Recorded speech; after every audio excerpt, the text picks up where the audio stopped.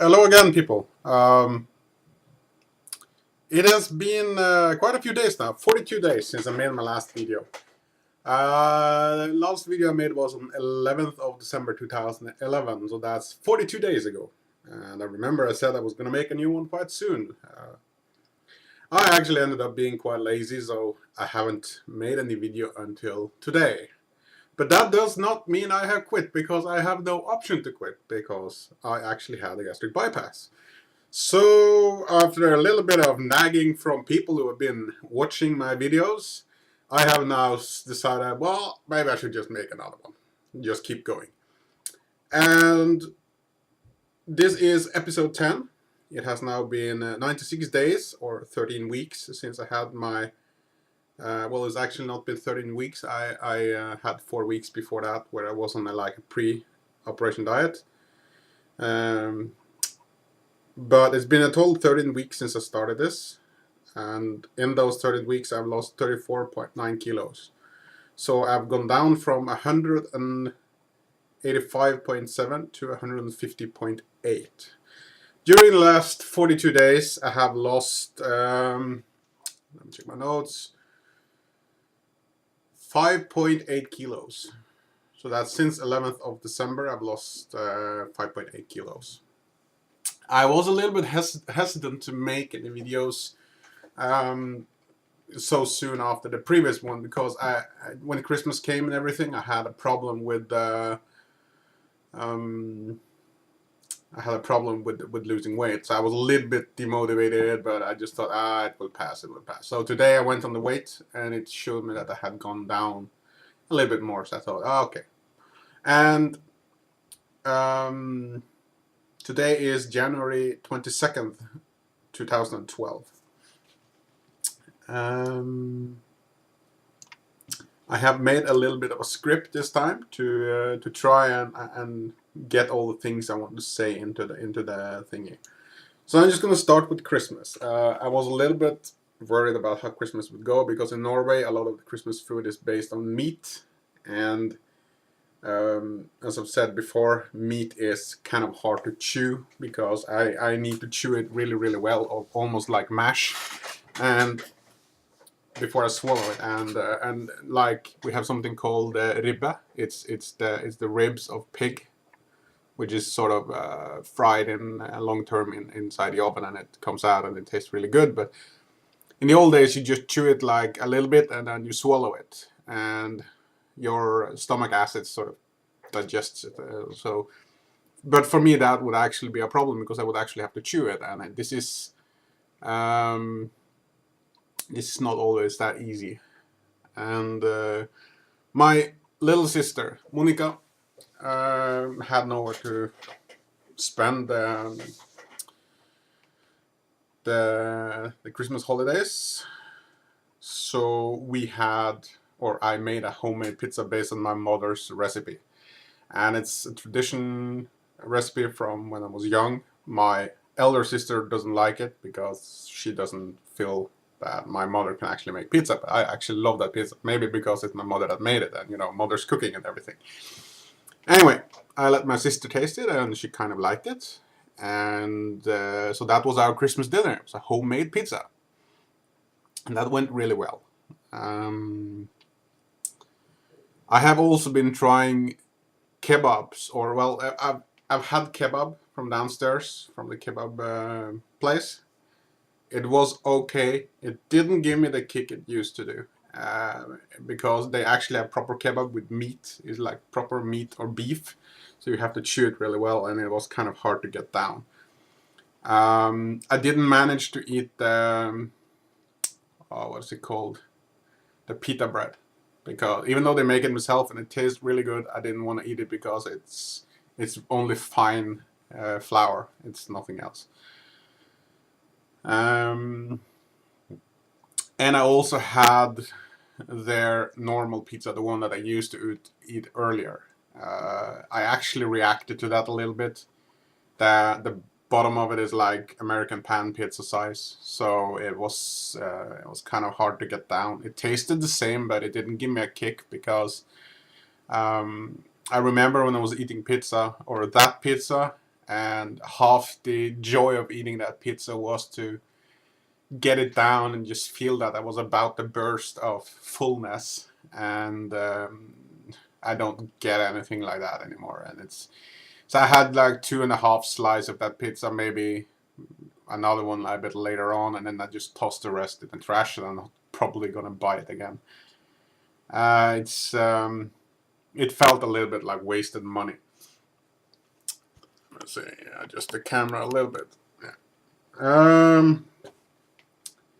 So I'm not really that motivated on eating pizza anymore. Even though I do like the taste, but it feels like a waste of money because I don't eat everything. So I might go to places where they give you a cheap meal or sell you 1 or 2 slices or something, but it's probably not going to happen that often. I went to Burger King and I had like a small cheeseburger, a simple one.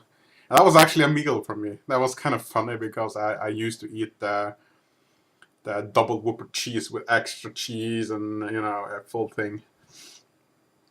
And eating only the small cheeseburger and feeling, I'm done. That was kind of funny. It actually went quite well, and it wasn't really that big a problem to chew or anything because the meat is so small and it's actually grained meat, so it's okay. But I don't really have that urge to eat junk food anymore. I don't know why, but I do like to eat bread, and I do like to eat pasta. So I have my pasta food, and I eat bread slices for almost every meal. At work, I eat pretty much the same as everyone else, but just smaller portions. I've actually been quite surprised at how much I can eat at work because I take like a little bit of vegetables as well, and it goes down. So I guess I could say that at work when I eat the hot food, I eat maybe half the size of a normal person or what they eat. It looks a little bit more because I fill it up with vegetables, but vegetables is like mostly water, so I chew it really well and it just glides down. And I haven't been constipated or anything like that for a long time now. And I think that's because I actually drink while eating. I've been, as I mentioned before, the hospital said you shouldn't do that because you get diarrhea. I haven't gotten diarrhea from it, so it's like my body have started adapting for eating and drinking at the same time, so it goes okay. I sometimes get like my stomach is sort of growling to me after I've been eating, but that's not a problem really. Yeah, the soda like Pepsi Max. I started this yesterday, still haven't finished it, and I only drink that if I have ice cubes, and I'm really lazy when it comes to making ice cubes. But when I drink it, there is no kick in it. So I prefer to drink lemonade or like lemonade iced tea, but without sugar, and I drink quite a lot of that. I have these. I try to always have. You see these bottles. It's 24 ounces. I think that's about a liter in each. I try to have one of those always at my table, and I drink it, and it goes okay. It's not all the tastes that I like from it, but it's good to have, and it's better than Pepsi because it doesn't have bubbles in it. So I don't really feel what should I say? I don't really feel an urge to drink soda anymore. And in one way that's good, in another way it's a little bit of a drag because I used to drink soda for everything and every time, and when I had food I drank soda with it. So now it's either milk. I usually have milk for breakfast. I have lemonade with my dinner for in the evening. At work I have juice, like apple juice or orange juice. I usually mix maybe 10% orange juice and have apple juice the rest in the glass. And one glass is usually enough for the lunch.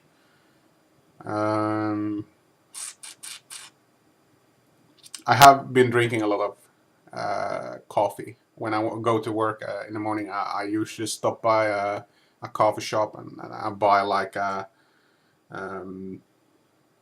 medium cup of coffee, like the one you can carry with you. and it's usually coffee latte, a latte, and it's I feel addicted to that. It's like I can't really have a day without it, otherwise my day is ruined. So coffee has sort of replaced the Pepsi, but it's I always have milk in my coffee. I can't really drink coffee without it.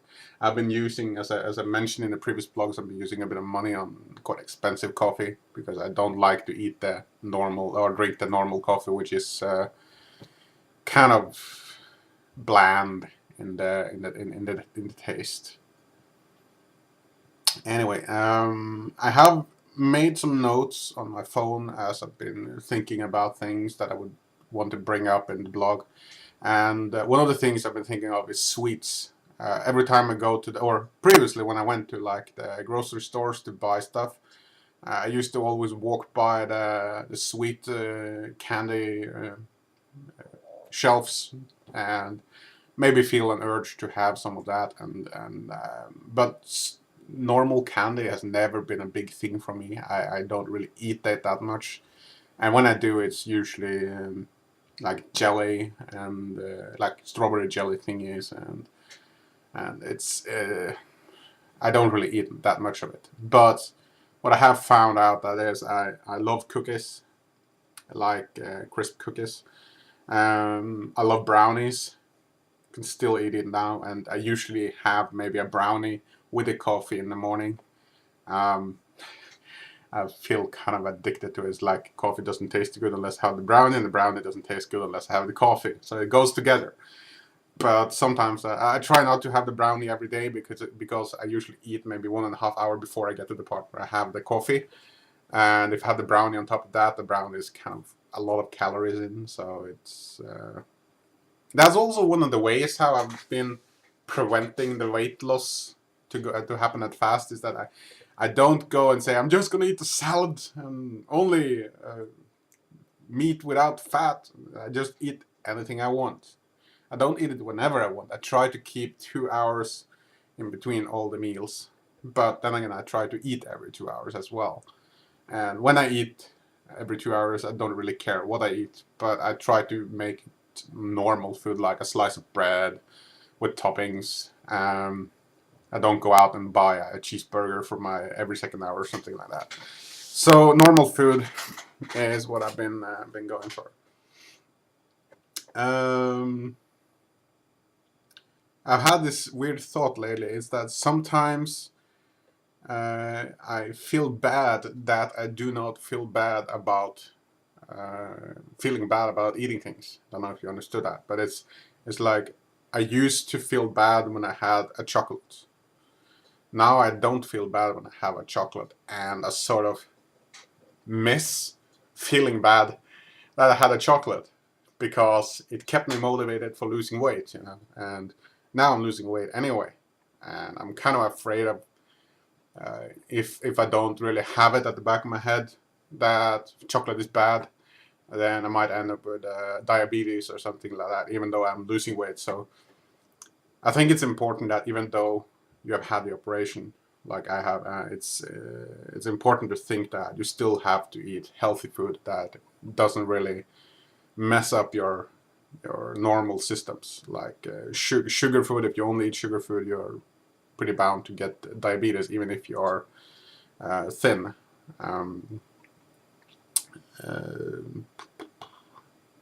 Okay, let's move on a little bit here. I'm just looking at my notes here, what I'm supposed to say.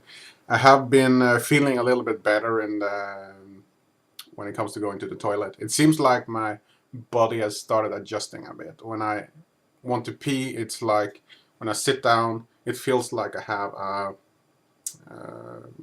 how should I say, there's like a golf ball in the area where the bladder is. It's like I have air inside it. So I feel pressure when I sit down, and I'm like, okay, I have to pee. But it's not like when I stand up, I usually don't feel it. And I think it has to do with, it's like I have to learn to feel it in different ways currently. When it comes to number 2, I have started feeling a little bit normal there because I am now eating like normal food. which is, and I try to eat a little bit of fiber-rich food. Like when I buy bread, I buy whole grain bread, and the fiber sort of absorbs the water, or yeah, and when the food when it comes out, it's kind of it's not diarrhea or anything like that, so it's easier to feel when you have to go to the toilet. So currently I am like back to the normal, where I went to the toilet twice a day, morning and afternoon, and it's kind of nice to feel that I have the system back, where I could just, you know, follow my own system and just have the routine every day.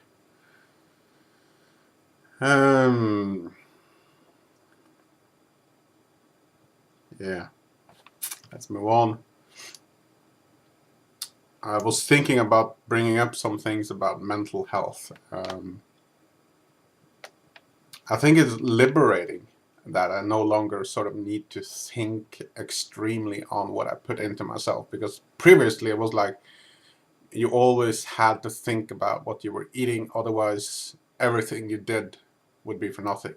And I do feel that now after the operation, and even though I eat less, I can still have mayonnaise on my slice of bread if I have meat toppings on it, and I don't really feel bad about it because I know I need the energy, and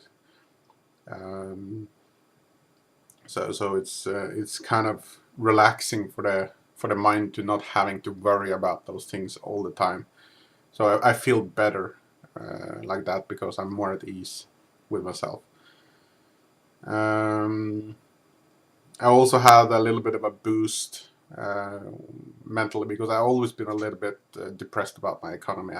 When I came to Oslo, it was like an avalanche. I just had a problem with my economy, and it just got worse and worse. And I think at the most I had like 5 maxed out credit cards. I refinanced them, and then I got 2 new, and I refinanced them. I got 2 new. So I worked up quite a bit of debt, and finally, after like 10 years in Oslo, I've been able to get to a point where all the credit cards are sort of moved into one big loan, and I'm gonna quickly pay that down. And when I'm done with that, I have no other expenses loan-wise except my mortgage. And it feels so good to sort of be done with that part of my life. Credit cards is a living hell to have to pay, because I was actually paying like how much was it? Just in interest, I think I paid like 3,000, maybe 4,000 Norwegian crowns every month, and it's really hard to get to cope with the situation. Even though you make a lot of money, it's still hard to cope with the situation because you have other things you need to use your money for. So you end up only almost paying the interest, and the loan don't go away from that. So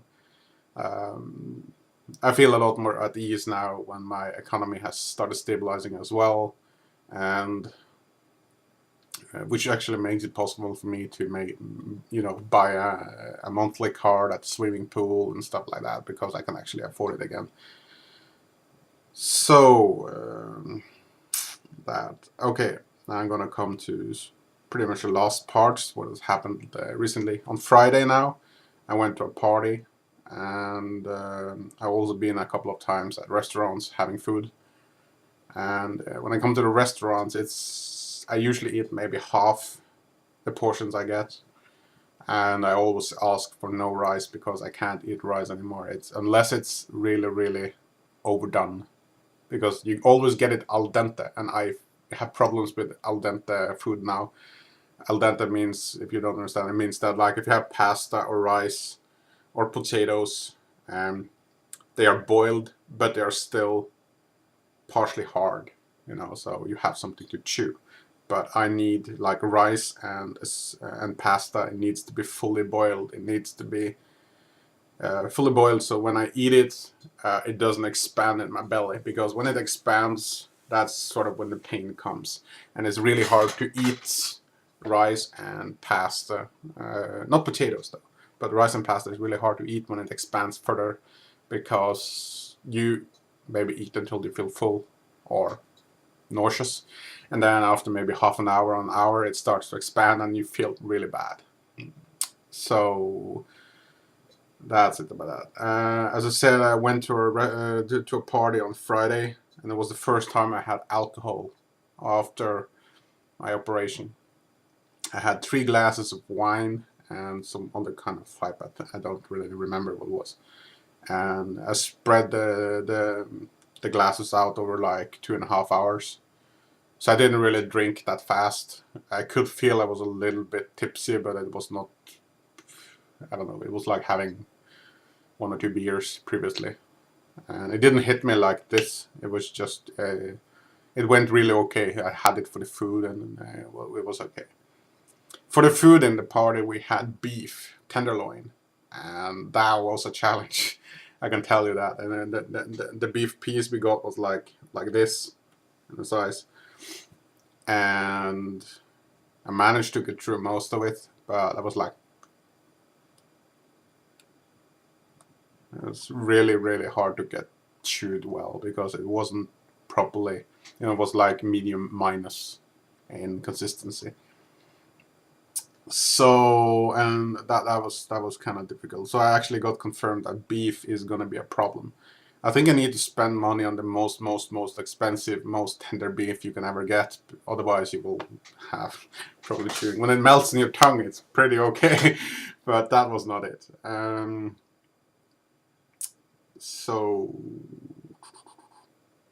we had a lot of starters. It was like 3 starters or something for that dinner. And it was like really small portions, like gourmet portions, and it went okay. I ate those. We had something called, it was clams. I think it was, like, yeah, clams, and those were really good, really easy to eat. They were pretty raw. I think they were just like fried quickly on each side and put on a thing, and they were pretty okay. And there was some raw fish there, and I didn't feel bad of eating any of those, so my system can handle that. Yeah, and prior to the party, I have to talk about this. It's been a while since I spent money in clothes, and I was gonna buy a shirt from a clothing shop for the party, and I went out from the shop with a full suit. And then I thought I need shoes for the suit. So and the shoes I had were like 2 years old, worn out pretty much. And I went to the place where I usually buy shoes. I came in there like 1 minute to closing time. It's like, can I please buy shoes? Please, I need shoes. And he was come in. And I went out of the shoe shop with 3 pairs of shoes. So I actually felt a little bit like a woman that day, because I was like, money, spending money, shoes, clothes. I was like, oh. But anyway, it was a really nice suit, and got the good compliments for it at the party. So it was kind of worth the money, even though I blew almost 6,000 Norwegian kroner on shoes and suits. But it was worth it. It was because I hadn't had anything for a while. And one pair of the shoes, I'm actually going to show it in a second.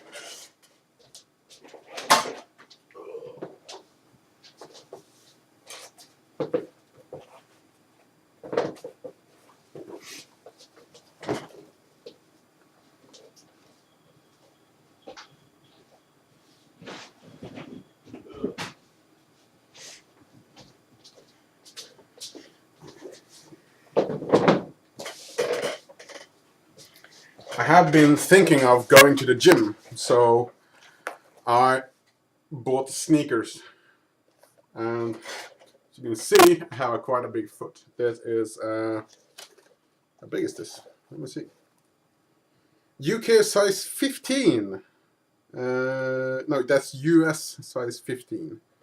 UK size 14.5. This is size 49 according to European standards.